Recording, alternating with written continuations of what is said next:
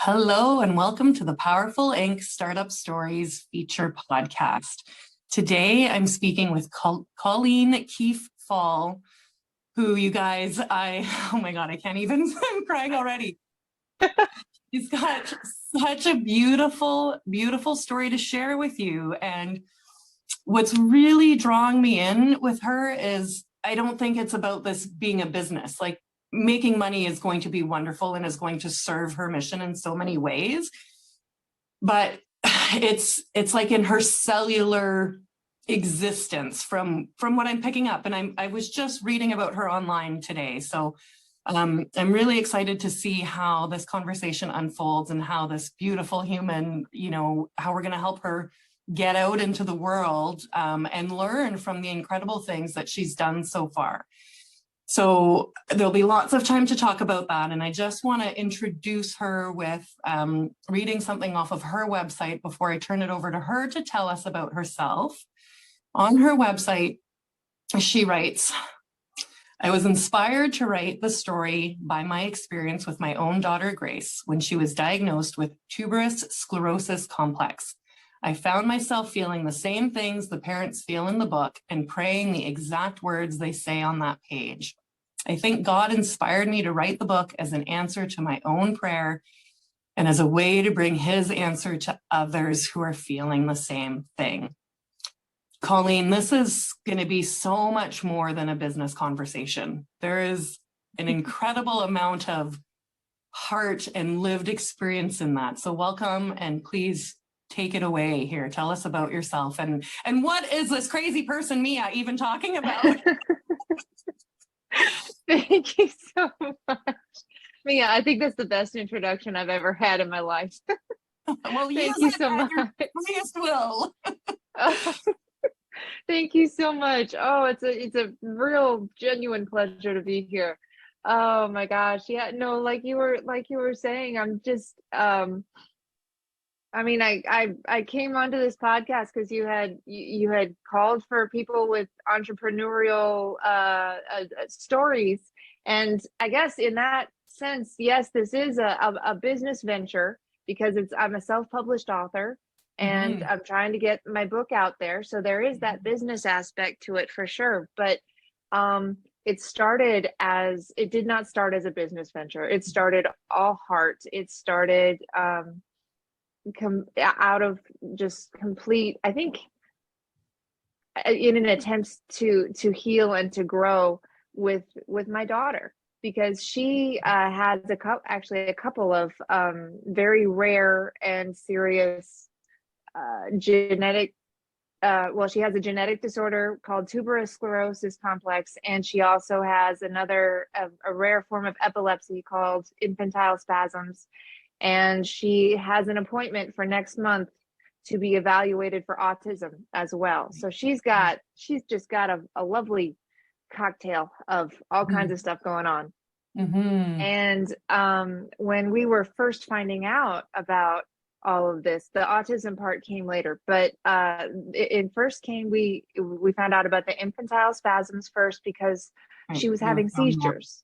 Yeah. And and this particular kind of epilepsy is when a baby has seizures over and over and over again, in clusters of up to hundreds at a time. And it's very damaging and it's very serious for a baby to experience. You have to treat it aggressively and immediately as much as you can. So or it leaves a wreckage or a lasting effect of nerve damage. Yes, nerve damage, brain function. It can result in developmental retardation or delay. It can result in all kinds of things. Now, there's a broad spectrum. There are stories of kids who have had this, and then the parents notice it right away. They get them on medicine. They get the seizures under control, and then they, within a couple of days of being on meds, they're seizure free. And then they grow up fine and they grow up normal. So, and then there's the other end of that is people are where these kids, they have a lot of very drastic effects that last a really long, last their entire lives. So when we found out that she was having this, it was easily the most terrifying day of my life to be told that my daughter has infantile spasms. And then the next day, because whenever they found out about it, they immediately admitted us to the hospital, and then they ordered so many tests to be done, and we ended up staying in the hospital for 3 days. And she was about 6 months old? She turned 6 months old in the hospital. So she was Right. 5 months, 6 months old when this happened. And this was in November of 2021. So And you have another child older than her. yes. That Yes, I factors do. into the logistics around all of this too. I have a little boy who is 17 months older than her. And at the time, he was not yet 2 years old. Yeah. So two very, very young kids, and dealing with, and the thing about infantile spasms and tuberous sclerosis is they're very rare. So I had never heard of either one of them. Right. So I mean, there was the fear of the unknown added on top of fear of what we're finding out. So there's all of this. There was so much there. And then the next day, after some of the test results were coming back, she did an MRI, and then they came back and they told me, we don't think it's just infantile spasms. We think she also has tuberous sclerosis complex, which again, I didn't know what that was. So, but it just sounds bad. So, I got on Google and started looking it up, and basically what that is it's a mutation it's a genetic disorder, and it's a mutation on your child's DNA, where the gene that is responsible for regulating cellular growth is malfunctioning. It has a mutation on it. And so you end up having all of these random growths of cells in your body that materialize in the form of tubers or benign tumors, otherwise known. And the tumors themselves, or the tubers, are not in themselves cancerous. They are not dangerous in and of themselves, but depending on where they show up and how many there are and how big they are, they can cause real health problems. And they can show up anywhere. They can show up in your brain, on any of your vital organs, on your skin, all over the place. Right. And disrupt your physiology. Yes. Yeah. They can mess with all kinds of things. And so again, with tuberous sclerosis, there's a broad range of affectedness as well. There's some cases that are very mild. There's reports of people who have gone their entire lives and never knew they had it, and then they came into a dermatologist one day thinking they had acne that won't go away. And it turns out, no, that's not acne. Those are little tubers, and you have tuberous sclerosis, but they never knew, and they're not otherwise affected. And then there's the polar opposite of that range, where people are just very, very drastically mentally, developmentally, just cognitively, in every way, just very, very drastically affected. So we found all of that out. And me as a mom, I think anyone as a parent hears that their child has something terribly wrong with their child, something that cannot be fixed with medicine, something that is going to affect their life, affect the rest of their life, of how their life goes, and by extension, how the rest of your life is going to go. All these hopes and dreams that you had for your child are all of a sudden gone. And even the most basic things that, everyone just assumes that their child is going to do, we no longer could assume any of it. Like just basic functioning things. Like, was she ever going to learn how to walk? Would she learn how to talk? Would we be able to have a conversation with her one day? Just would we be able to have eye contact with her? Like, just stuff like every most basic thing of human contact and human interaction, we could not take for granted anymore. So, and layered on top of having two children less than 18 months apart, and how will your family unit function as a result of that? So for the moms out there who have, little ones in close proximity, it's challenging enough Yeah. to Yes, it manage is. different personalities and dynamics and needs, and then you Mhm. bring this whole other universe of logistics into the Yeah. mix. Yes. So there was definitely a huge adjustment period Yeah. coming off of that. And that's putting it mildly. I honestly think I didn't get tested or anything, but I honestly think I was a little clinically depressed for a while Yeah, of after that, course. just Yeah. because I think I was grieving, Yeah, not necessarily grieving a death, but grieving a life that was not going to be lived anymore, the that's life right. I thought we were going to have. That's right. So it was a very heavy time for Yeah. me, and I'm a very faithful person. Mhm. I turned to God, and I turned in Mhm. to my prayer life, and I had some very honest conversations with God at the time of just what is going on, why, please don't let this happen to my baby. I was praying for a miracle, Yeah. and I was praying some very honest prayers of, I don't want this for my daughter. I don't want this. I don't even know if I can handle this. Like, Right. and just some very, very honest things. And from that, in that cloud of just this of just sad, honest prayer where I was at, sprouted the idea for this book. Okay. And I literally woke up in the middle of the night, Yep. um, and God got said, the it's idea time, for it. Colleen. Yeah, Wake up. It's not the kids. It's not your husband. It's me. exactly. And I got up in the middle of the night. I went to my laptop and I typed for hours, just Oh, and it having to all write kind all of this come down. out.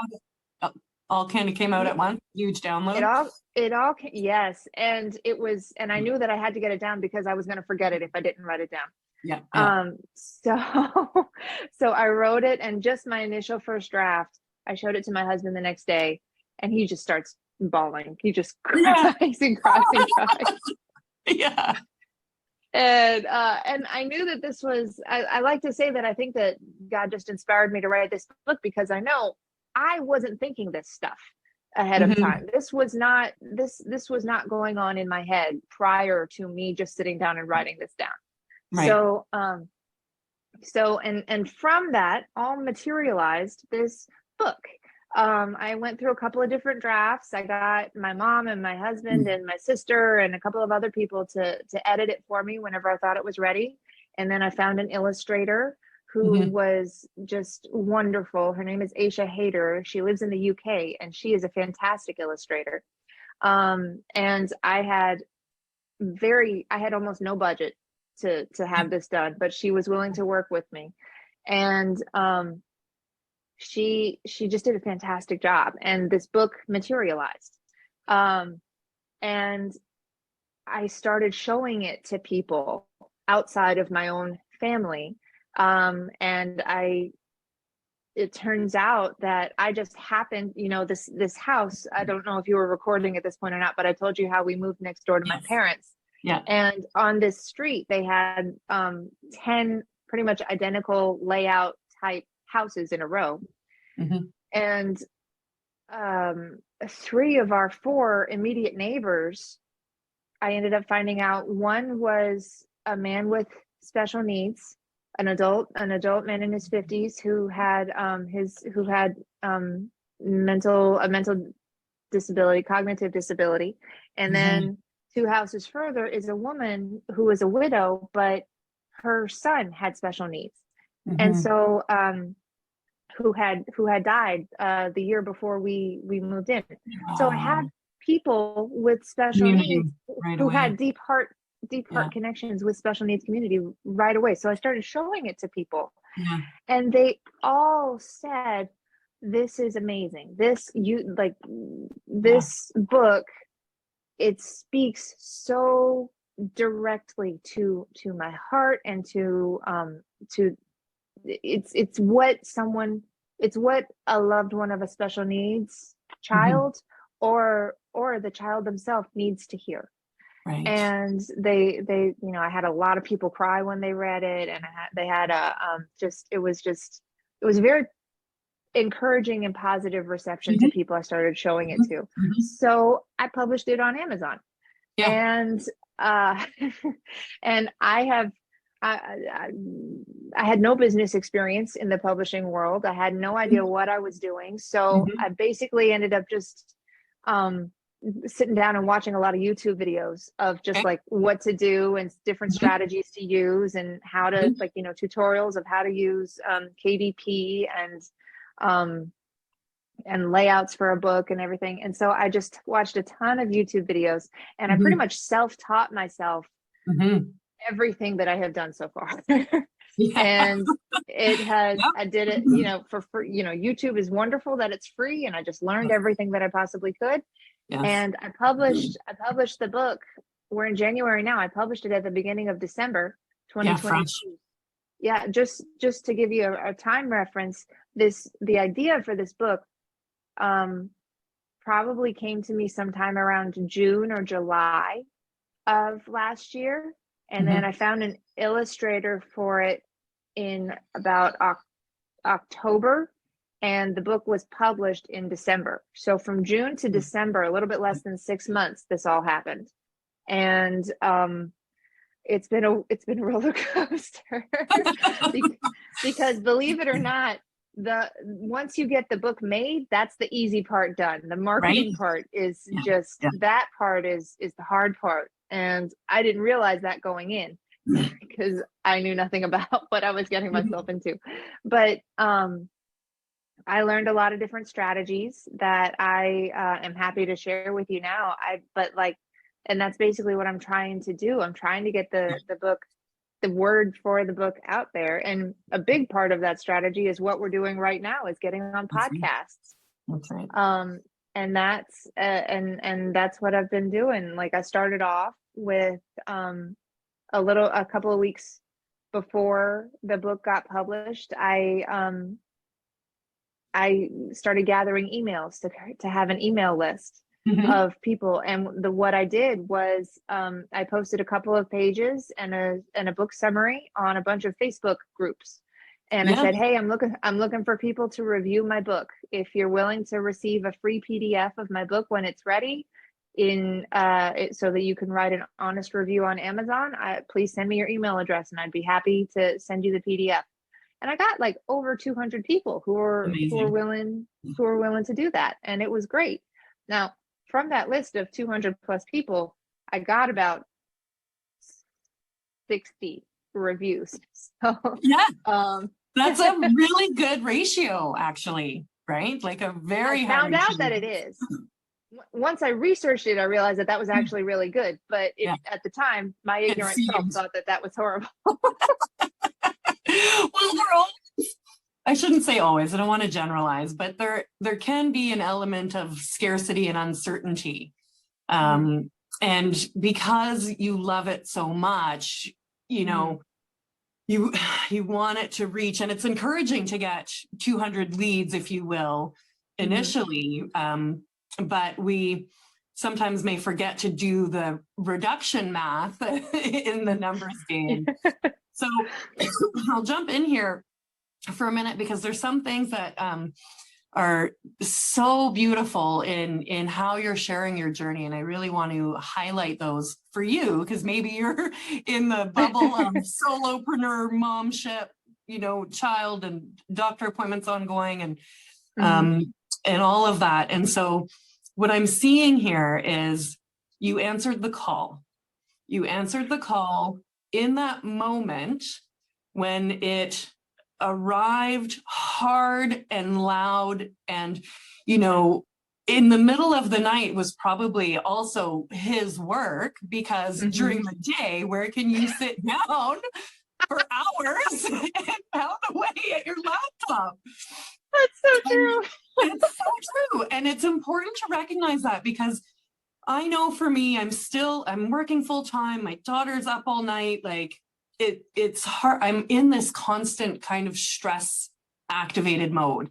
And my beautiful messages and, value and service and connections to share come through, but I'm driving, or I'm with my daughter and she's getting very smart, and rightfully so, at me putting the phone down when we're together, where like it's not even welcome in the bedroom, which is a beautiful thing. So when we feel these stirs, one of two things happens. We either jump in, all in, and I think the faith in God helps.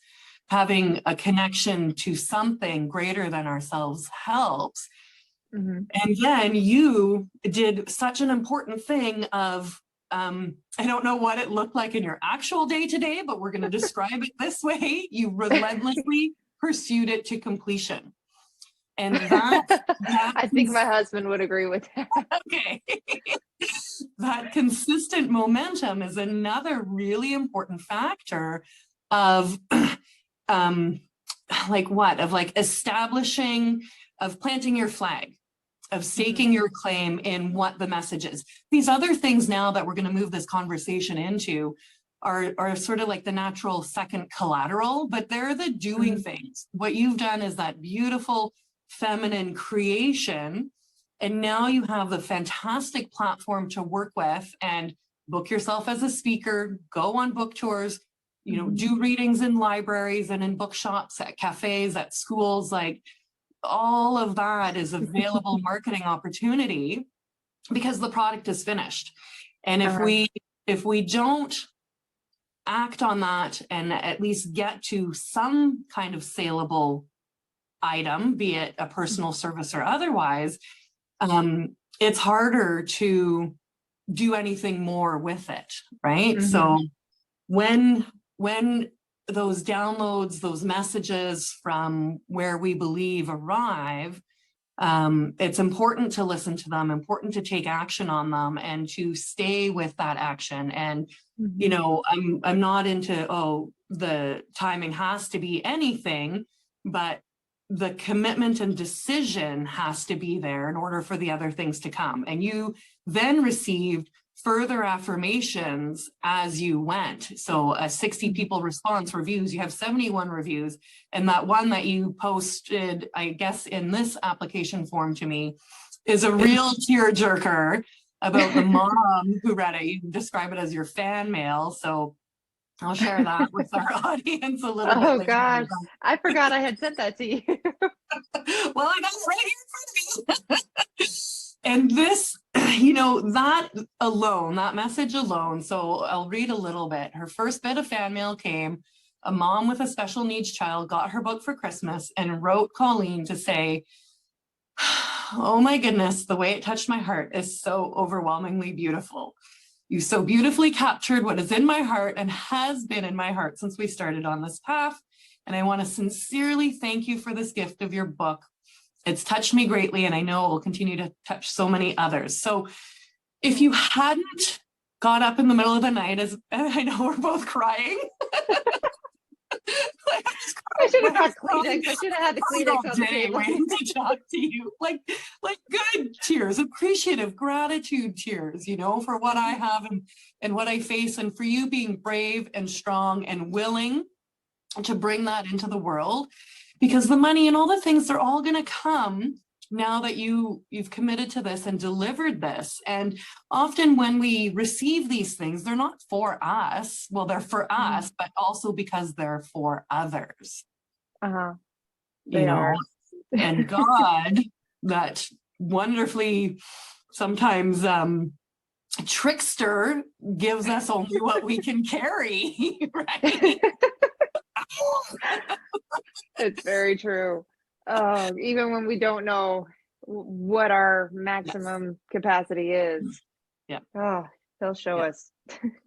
And this, from what I see, is giving you what you're going to need to be the best mom that you can be for Grace, who, for our audience, is about 1.5 years, said her first word yesterday. Yes, she did. And oh my goodness, that was such a huge, I have spent the last year wondering if she was ever going to talk. And she said her first word yesterday. And it was such a fitting word. Yes, two Complicated syllables. word. Yeah, she said outside. Like she's standing there and she's complaining and trying to pull me to the door and like banging on the door, and she says outside, and I'm like, oh my goodness. Oh my goodness, she says outside. I was so excited. I was so excited. It's, not mama, not dada, Nope. like No. outside. So, She might be talking to you through God to say, Mom, like, let's go with this book. It's published already.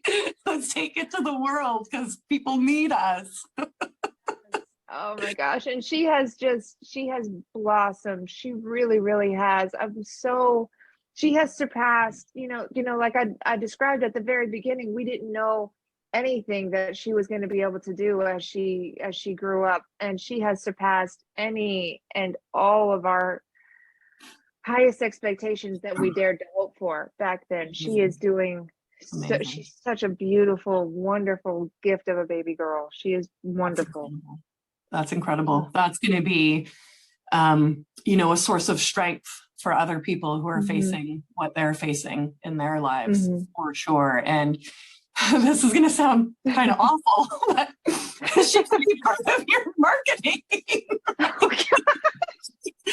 So you have a Facebook page for her, and we'll put that link in the show notes. And I mean, I encourage you to follow, because it's so incredible. And you pour your heart out there. And so the way that you're showing up is already, what you need to help you reach the audiences you need to reach in your message. And the tactics to do that can come into play as long as there's content for them to execute on.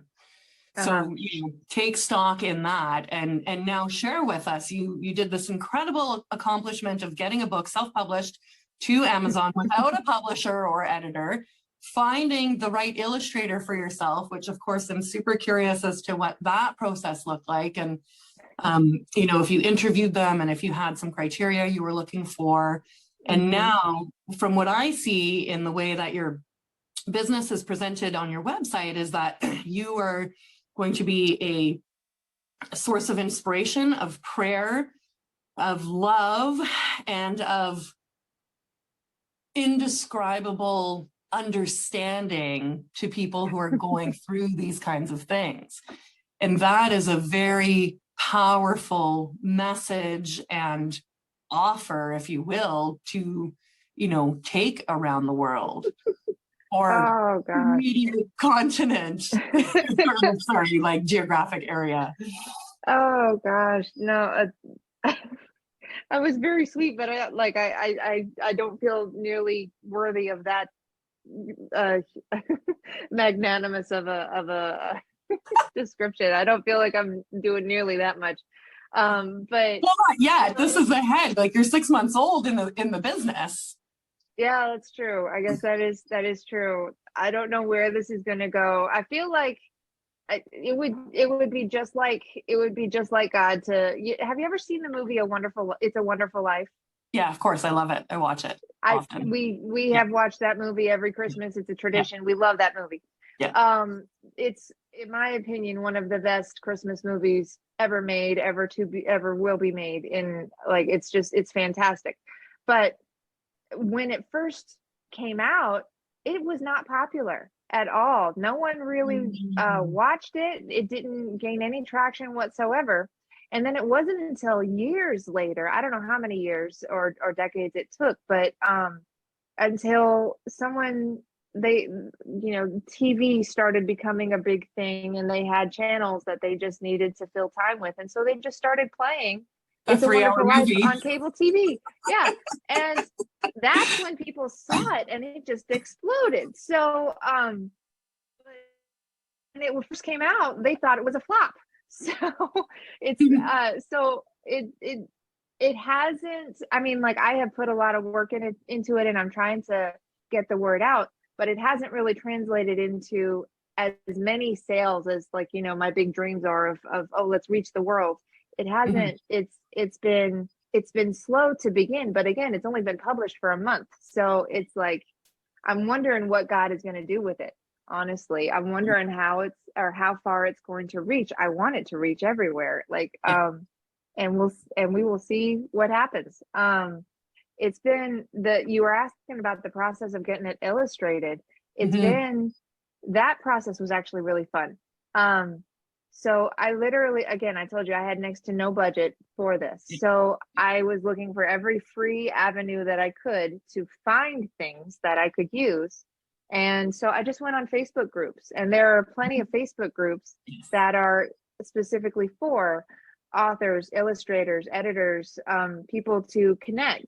And so I went on there and I said, hey, I've got this book. It's about my daughter, and I'm thinking about maybe having it published. I'm not sure if I will. And I have this budget. And is there anyone out there that's willing to work with me on illustrating it? And I had actually a lot of replies, like a lot of replies. And some of them were like thinking that I could go up on my budget, thinking that I was ready to negotiate or something. Yeah. No, that was my budget. So I weeded out a lot of people doing that. Yeah, just that way, automatically. Yeah. Yeah. And then after talking to a couple of them, I realized I started figuring out some questions that were good to ask at first. A lot of them wanted to know how many characters would be on which page, or on each page, how many pages was the book, was it, how complicated were the backgrounds? And I had a couple of illustrators who, upon finding out that it was a faith-based book, they were like, I'm sorry, I can't work on a religious book. And so, and I was like, okay. Falling off. Yeah, a lot of people. Yeah. And then I would ask them to send me some samples of their work. And some of them were lovely, and some of them were like not quite what I was looking for. And I finally ended up speaking to this one girl named Aisha. And I had kind of just started at that point. After I had that point talked to at least like, a couple of dozen people. So I had, I kind of knew what questions to ask right at first. And one of my first questions was, just so you know, this is a faith-based book. Do you have any reservations about working on a religious book? And she said, no, I'm a Christian. I would be honored to work on a book that honors Jesus. And I was like, she was the first illustrator that I had talked to who actually professed any kind of faith of their own. And that was a huge bonus for her, or indicator for me that she might be the one. And then she and I just started talking about what would Jesus look like if she were to draw it. And she happened to be in a position of she was able to just draw some right there and just take a picture of it on her phone and send it to me. And I liked how she drew it. But I said, okay, this is nice, but I've kind of got a vision in my head of what I want Jesus to look like. And I sent her a picture of a drawing from another artist that I really, really liked. And I sent it to her. And it was really funny. I sent her a picture of Jesus, and it's Jesus holding a child, and they're laughing. And she said, I think you know what? This drawing reminds me of Flynn Rider from Tangled. And you know what? On the back cover, are you? Wait, what?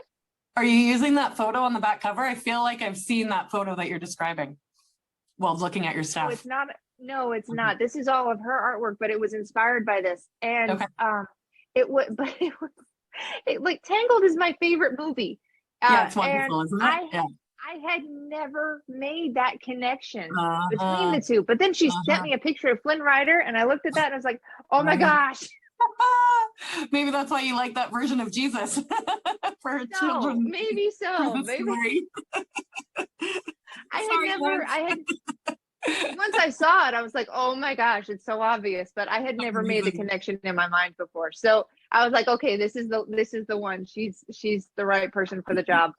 So after that, she sent me a contract, and it was like, pay half at first and half at the end when she's done. It seemed, and at the end of it, I would own all the rights to the artwork. And so like it looked pretty straightforward to me. And she charged me a certain amount per page, Okay. and it was really good. And she had unlimited editing. Okay, So perfect. That was the question. so that, or revisions, I should say, is a better Yeah. word for it, revisions. Yeah. So she and I were able to just talk. And so our process what kind of became, I mean, I had the text for the book, and then I had gone through and divided, okay, this is going to go on page 1, on page 2, and then I had just typed out a description. And so for the first few pages, I just sent her a typed out description of what I wanted on each page. And I was like, this isn't quite, this is kind of hard to communicate. I realized how bad I was at describing what I wanted drawn. So what I eventually started doing was I drew what I started calling my bad sketches. And I just had these little like stick figures of like basically kind of communicating body language and position. And then I'd take a picture of it and I'd send it to her. And she's like, oh, this is so much more helpful. And then all of a sudden the pictures she started sending to me were so much better. And we started just doing that. And I started getting really, really excited about the pictures that were coming, that she was sending. And, you know, we'd have little revisions and back and forth a little bit. And I honestly think the final result that materialized into the book is just beautiful. I'm so happy with it. She did an amazing job. And I've been so pleased with how it came out. And I think God was just working with it, because there were days when I was like, this doesn't quite look right. And I'd try to explain what I was trying to communicate or portray in the picture. And she'd be like, okay, I worked really, really hard on this. Tell me how this looks. And it was perfect. And some of the pictures, like, you know, I just looked at them and I'd start crying. And it was really a wonderful experience to get this book illustrated and see it come to life and become an actual book. I mean, I had a vague idea of what I wanted it to look like, but when it became, I think you had a pretty specific. I think you had actually a pretty specific idea, Colleen.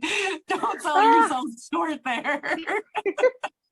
Well, when she started sending me pictures, it came to life even more, and it was beautiful. And I was so happily, I mean, it came across to me as a surprise of just like, I didn't know it was going to look exactly like this, but I love how it looks.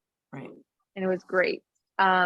And then we had to work on formatting, and I had to get the text edited, and we ended up making a few changes during the process of illustrating the book, just to make the book better.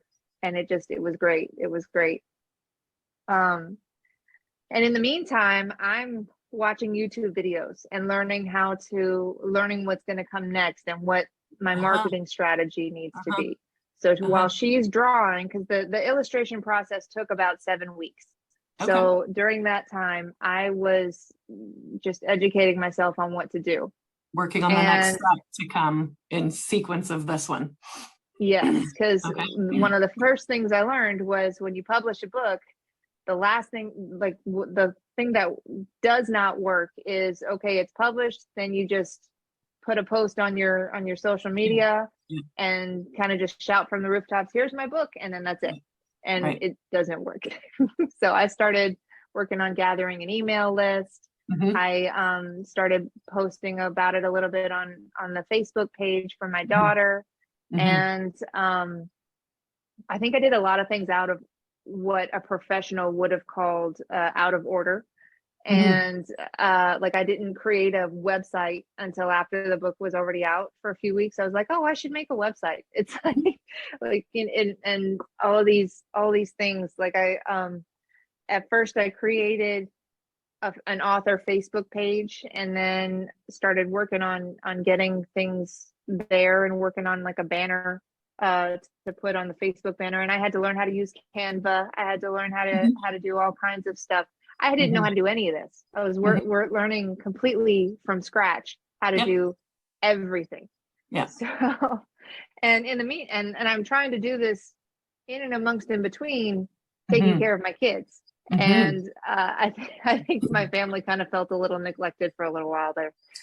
Whenever I was learning how to do it all. They're fine.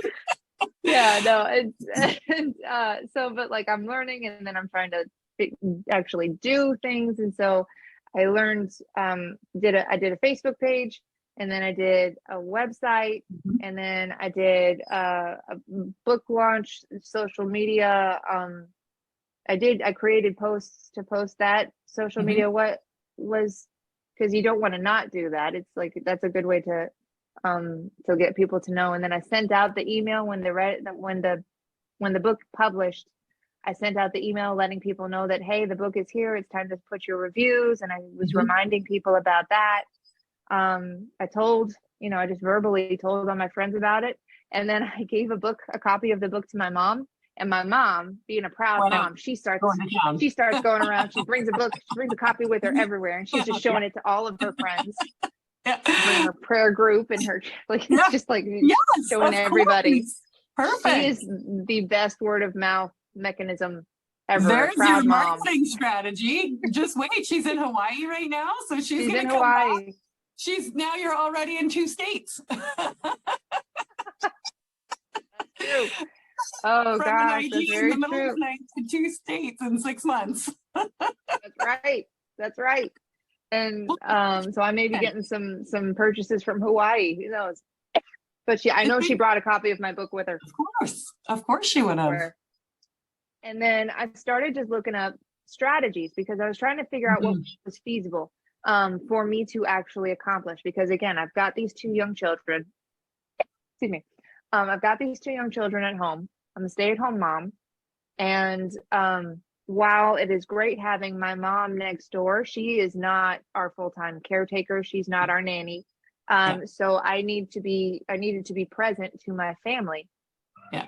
So the idea of leaving every weekend to go on book signings or book tours, and to set up tables at vendors and places, to be physically present at places, didn't feel very feasible to for me to be able to do, especially at first with our kids at this age. Hmm. So that I'm starting to I have my first in-person event coming up April 1st. So I am going to start doing that, and to be able to do that, I had to figure out how do I sell, how do I have point of sale Yeah. transactions, how do I sell, how do I take credit cards, how do I Yeah. take things. So I had to learn how to do all of that. I ended up Yeah. using Square to Perfect. create um It's and excellent. It's I the easiest, and most mobile, take everything on the table. mhm, So it was it great. It sounds was like a bit of like a farmer's market setup, right? Where you have, yes. and you'll be going on tour. Now, as you're saying this, I love, it's important to recognize you're thinking about how to fit the business into your life. So during Mm-hmm. book production, maybe your life got pushed a little bit out while the book took over, as needed to be the process, because Yeah. the God's timing was there to bring those pieces together and get it done. Mm-hmm. Uh-huh. Now that part's done. We talked about that earlier. That heavy lifting is done, and now it's finding the marketing. And what's so important is that you're saying it doesn't feel right to be going on book tour, and so now I'm like going, oh my God, show up on Zoom, show up on Facebook Live, and Uh-huh. leverage the social media in the same way that led you to your illustrator and to these 200 become 60 and actually 71 Amazon reviews. And even pre-recording some things, and like I said earlier, like going into schools and things like that, or the doctor relationships that you built and are building through I hospitals. I have That could become part of when you go to the hospital. mhm, It's, an all-inclusive event, mhm. if the energy, I mean, with Yeah, what no, you're I've doing. started I've started doing that. So my Mm. first so basically what my process really became was, once the book was actually published, then I created a Facebook page. Then Mhm. I learned how to create a website, and I ended up using Google Sites because it was Oh, free and great. easy to Great. use. Yeah, and you did And a so great job that's with me. thank you. Like, so I just created a free website there because free is my favorite price. Mhm. Um, and I learned how to take images from the books and remove the backgrounds using different sites and stuff. So I had to learn how to do all of that. And I happened to be married to a man who is a graphic designer of handy. sorts. And so he was very helpful in creating a lot of this stuff. So once my website was up and running, then I needed to figure out how to integrate an online store onto my book, onto my book website. Yeah. And so that's when I figured out Square. And so I now have a way of taking purchases through my website. And so once I had a way of taking purchases established, then I started wanting to venture out and to try to sell the book. Yes. More than just directing people to Amazon, I make more revenue by directing them to my website. Yes. And it's powerful. It's powerful how you've positioned that on there. Amazon author makes the least, Etsy author makes more, and then the third option was buy direct from you or something where you make the most.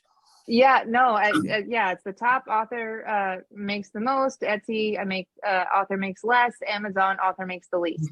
Yeah, so I let people know so that they know who they're supporting.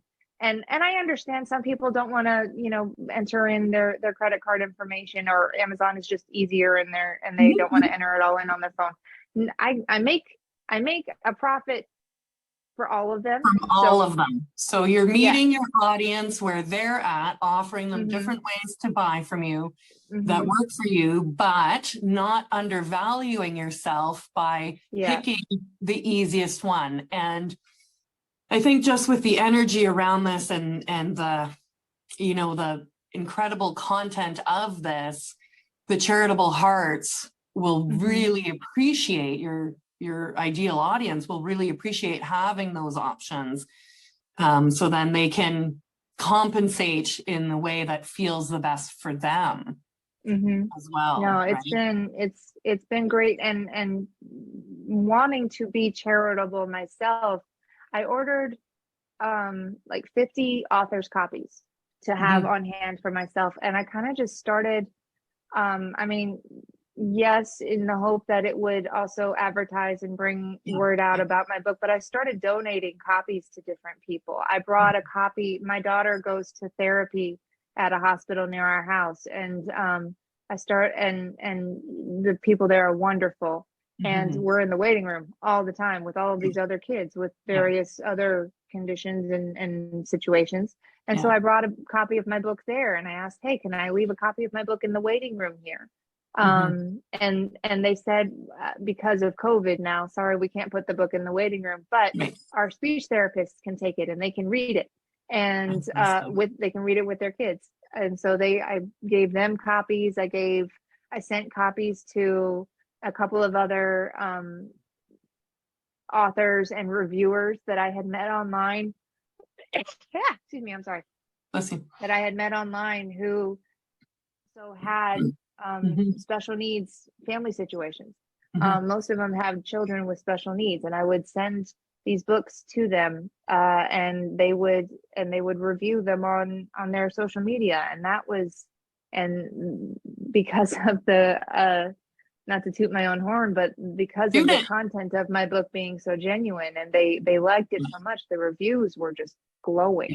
It was wonderful. And so that was really wonderful too. And so it's really just honestly in the last 2 weeks, a lot of this has kind of just started coming together. And then another strategy that I started utilizing was podcasts, because people on social media, a lot of people are just like on their phone and they're scrolling. They're not really engaged. They're kind of just wanting to be entertained. But if you go on a podcast, you have an audience that has deliberately chosen to be there, and they're actively listening, and they're actively listening to you about your topic. So I found, and also it's something that I can do at home without leaving my house, without leaving my kids. So that seemed really accessible for me to do. So I spent a little money. I bought a microphone, and I've been doing podcasts now. I've done Half 7 or 8. dozen? So yeah, a half dozen, or somewhere between 6 and 8 so far. Yeah. And then I've got about 12 more scheduled over the Amazing. next couple of weeks. And I just, again, trying to be as economic as possible. There's Facebook groups Mm-hmm. for podcasters and Mm-hmm. podcast guests to connect. Exactly. And so I just went on there and I just started, kind of pitching to people. Podcasters would post, "Hey, I'm looking for this guest or this type of a guest." And I'd say, "Hey, I think I'm a fit for that." And kind of like with you, Mm-hmm. Mm-hmm. like what happened with us. And that has been very successful as well. And like I said, altogether, I've probably got about 24 podcasts either finished or scheduled Mm-hmm. altogether. And I'm taking a break now because they've all been, there's a lot in the schedule. So I want to kind of give it a break. And, Yeah. It's not a marathon, yeah. but it's good exposure. I found out, this is my ignorant self trying to learning the business, I guess you could say, in quotes, that you can be on a podcast one day, but it may not broadcast for weeks or months later, until weeks or months later. So just because I have all these scheduled now, they're going to be scattered throughout the next 6 months that they're going to be advertising. And each one has their own audience, and each one has their own followers. Yeah, followers. Yeah. And actually, I've been on a few, at least 2 of them. I was the very first guest that they've ever done. So I don't know what their following is going to turn into. They're just starting out. So well, you'll probably help them grow it. I hope so. We'll see how that goes. So podcasts have been a huge advertising marketing strategy that I've been utilizing and that I will continue to utilize because it seems so doable. And it's, other than buying a camera, I already had AirPods, I already had a phone. I'm able to just, as long as you have a quiet space in your house, right. and someone to watch the kids, you can do podcasts. Right? Or you wake up at 6 a.m. or that. Before the kids wake up. And or others who are that's in true. the time zone are like, what? So what you're doing here, Colleen, is you are leveraging the online community. And you are leveraging it in such a beautiful, honest way that is bringing these opportunities to you. So we think, and even the way you're referencing yourself as a solopreneur, as a mompreneur, you do have this community around you. And while you may see it as a means to the book, I'm hoping that if it's not through these communities, you have another that can support and nurture you in your entrepreneurial journey, because it is not one to do alone, even though we are the only CEO and team member and Girl Friday in the business. There's so many of us out there who are going through all these things, who are extremely self-taught. I just self-taught myself how to post digital pre-recorded courses and sell them on my website. And I was beep, yeah. Way to go. Changer. Awesome. Right. And it was really easy. It was actually really easy at the end of the day. And that opens up more opportunities where I'm a service-based. So now I can clone myself with these videos and people can organize their businesses as a result. So you're talking, this is sort of one of the last-ish questions, because I'm enjoying this conversation so much. Are these leading, you never know what opportunities are going to come from joining communities and putting yourself out there. And are you in your self-teaching, are you nurturing yourself with some sort of entrepreneurial group or mentor or practice to... No, go ahead. Yeah, that's it. Yeah, well, I don't know, to help you, to support you. I am trying. There is this group of people that I have met through one of the Facebook groups who are just very, very generous hearts, who have just in their own efforts to publish their books, they have started this every couple of weeks, this Zoom meeting of aspiring authors, of just like, come and let's all have a group conversation on Zoom, and we'll share where we're at, and we'll try to share tips with each other. So that has been, I went to one of those, and they're having the second one soon, but that was hugely helpful. They had a man on there that they had, the people who were hosting the group, they had a man on there who had helped them with their book publishing process, who had a lot of tips to share. And it was really just a swap of information and suggesting. So that was really encouraging and helpful to be a part of. That was about 2 weeks ago I was in, and that was the first kind of community I was trying to find.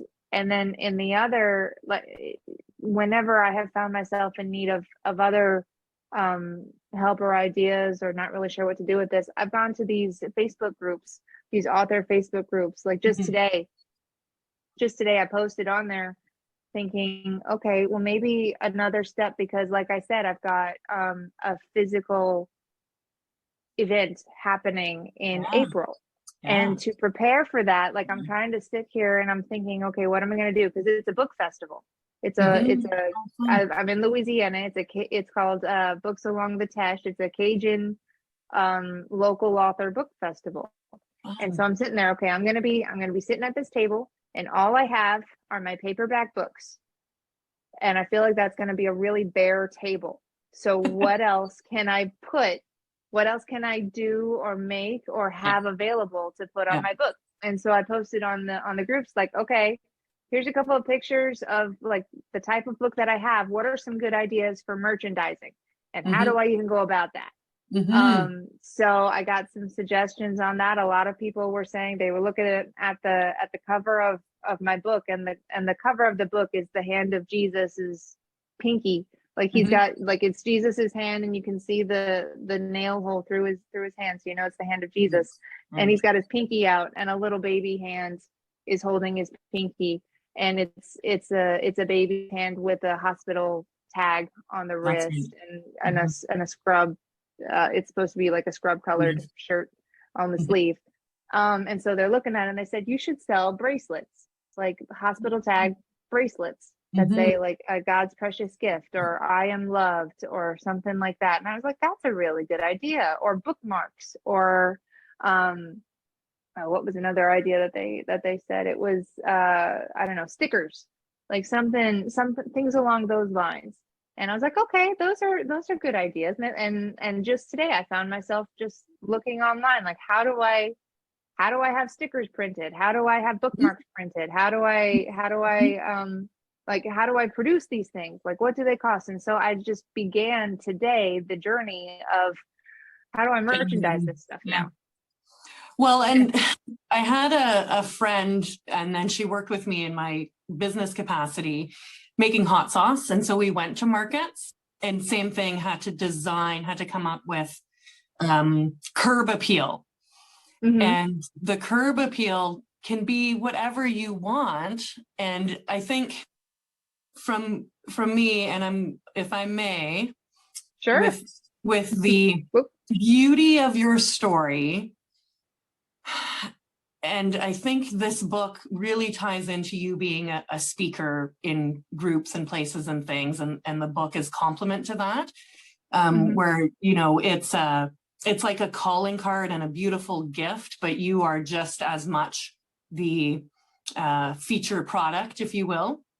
And on this table then, a few different tiers with the books on display, and whatever you would feel comfortable with of sharing your story. So, you know, whether it's photos of the journey with Grace, or different symbols that represent parts of the book that, you know, pulled on your heart, this sort of thing, so that it's not, you know, so much about just buy something from here, although that is lovely and will attract and offer sales for you, but really, you know, bringing that book out of the pages and onto the table, and then on the market side, like, different heights are good, and obviously having a copy or two that people can look at and touch. But this, this other element of it, and of decor. And it's as simple as, you know, a nice tablecloth, some nice colors, comfortable chairs, an inviting space that, you know, is approachable. Maybe even like maybe your kids could decorate a banner that you can hang behind you or something like that. Oh, And brand yourself that way, and then, you know, have your website obviously available and that sort of thing, so that because the point, like what the point of going to this is to share your message and get the book into the hands of those who need it. And the monetizing of that will come. He will look after that. it's true. Right. But not like, it doesn't have to be anything other than what feels aligned and true and pure of the story and intent of that book.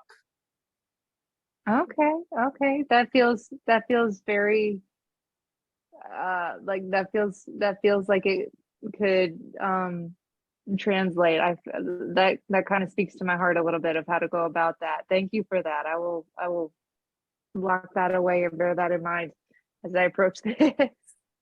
You got lots of time to plan for it too. Like, I mean, that's, you know, it's lovely. And you could play with things at home. If there's a corner in the house, you could start to set up and bring it to life and experiment with how it's going to look.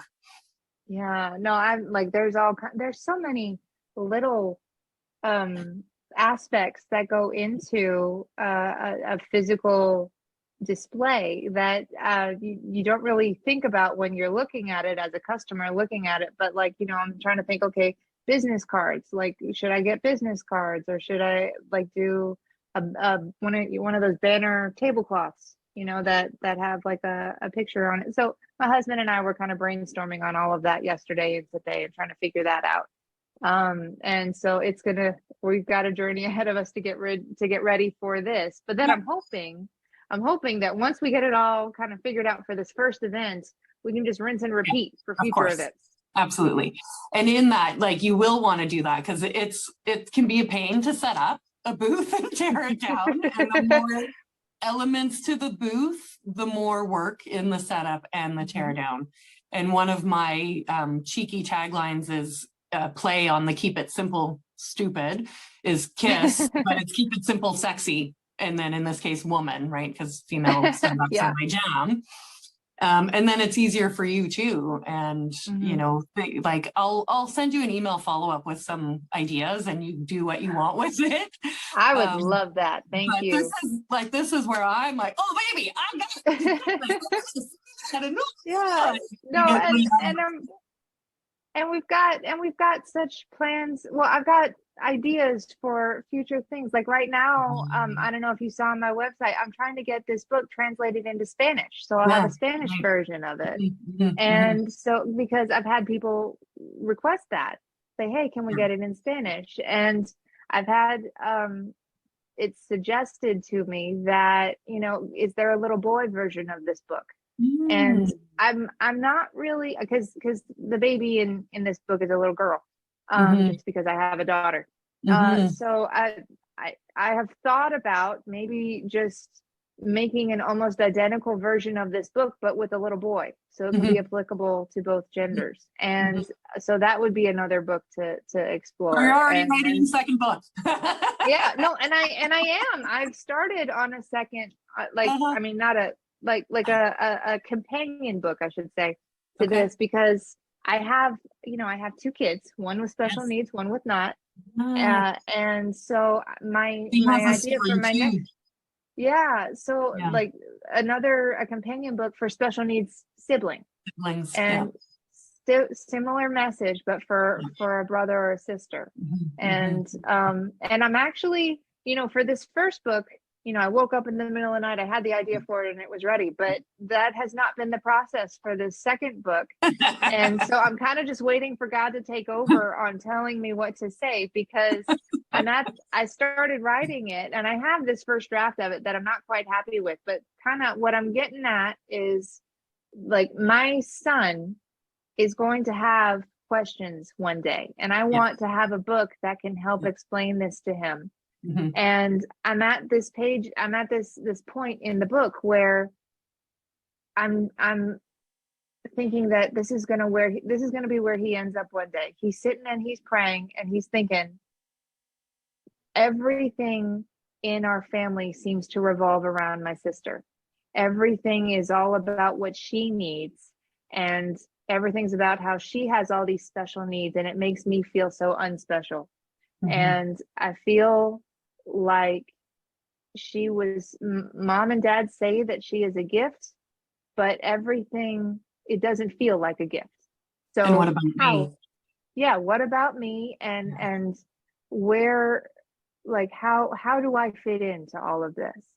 And how is a special needs sibling a gift when it feels like they take everything away from me in that sense? And I'm trying to, I really want to get that message right, because So sensitive.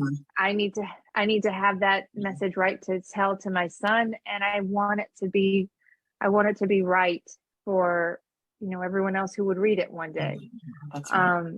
And it's I've got a very personal interest in doing this correctly, and having the wording right. And I'm kind of just sitting on it and waiting to be inspired on what to say to get the wording, because I have the adult knowledge of, I understand, like, all of it. I have the complex adult understanding of why God allows this to happen, and how, this is a way for us to grow in grace. But to explain that to a 3-year-old is something that I'm struggling with. And fortunately, he's not quite old enough to really process that and articulate that yet, but he will be one day soon, and I want to be ready for it. So, well, and you can be planting that seed now. You can be planting that seed now. And so what I'll reflect back from that is, the first book happened quickly. Don't have that expectation on the next, because now, like, you are this now. It's not getting taken away. There's no scarcity around it. This is now. And as you're describing book 2, I'm like, oh my gosh, it's a series. As you guys grow and the children age, it's a progressional series. So when parents, find out information about their child's physiology at baby stage, they now have this journey to support and love them that's completely relatable and intimate. Right? So it doesn't necessarily ever end. And then as a business, you're not holding on to just this one thing. You have opportunity to just continue to create more in this theme and in this message in perpetuity, if it feels right and aligned. And then that can be workshops and this and that. Sky's the limit, not even. All the way to heaven. So true. I love that. Thank you for that suggestion, because that is it's so true. We're gonna be, this is our life now. So we're gonna have material to write about for the rest of our lives. So that's true. And books to produce, and books that will come when they're ready. Because if we're to try to duplicate that 6 months, you may not get, may not hit the mark. And so there's no everything in perfect time, right? And it will be. Oh my gosh, I could talk to you for so much longer. That was so much fun talking with you. And everything, it's so beautiful. For us, Colleen, this is the beginning. I'm gonna, send you my crazy businessy stuff after, and you do what you want. I would so appreciate it. I will eat it up. Thank you so much. And I would like to invite you now to lead a prayer in intercession. So if listeners want to drop off now, please do. And if you want to join and open your heart and send some love, then Colleen will close off the session in a prayer for us. No, I would love to. Thank you. And for those of you who don't know, an intercession is merely asking someone else to pray for you. So we pray to our Heavenly Father with the intercession of Mia and all of our listeners and all of the angels and saints. We just ask you to pray to bless Mia in her efforts with her podcast and with all of her business ventures, and to please bless me and all of my ventures with my book. And yes, we're praying for financial success, because that will ultimately help my daughter Grace to have us more financially sound. But even more than that, I'm praying that this book reaches the people that it needs to reach, and that it console the hearts and the souls of the children and the parents that it needs to reach, who will benefit from it, because that ultimately is what this book is in its own form. It's a ministry, and they're your words, not mine, and I'm praying that you allow them to be heard by the people who need to hear them. And I pray that you just allow everything else to fall into place, as only your perfect plan can make it work. And I pray together, as you taught us to pray, Our Father who art in heaven, hallowed be thy name. Thy kingdom come, thy will be done on earth as it is in heaven. Give us this day our daily bread, and forgive us our trespasses, as we forgive those who trespass against us. And lead us not into temptation, but deliver us from evil. Amen. Amen. Beautiful. Yeah. Oh, this was wonderful.